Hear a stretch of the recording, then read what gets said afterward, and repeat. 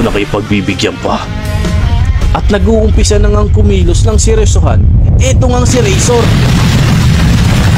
Huwag nga ang mga batong nakatakip kung saan nga nababaon, eto nga si Razor.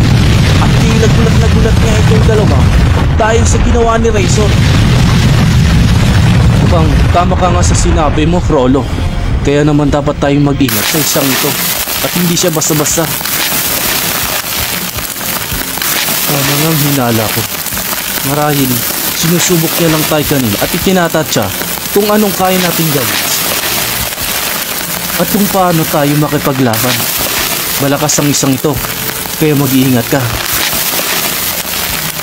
At ayan na nga, biglang labas nga dito ang abilidad ni Razor.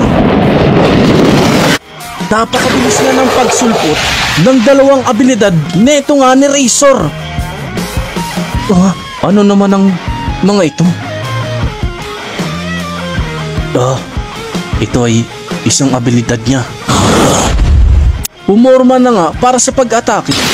Ngunit nagpalit nga ito na naging si Razor nga bigla at inatake naman agad itong si Frollo at sapul na sapul.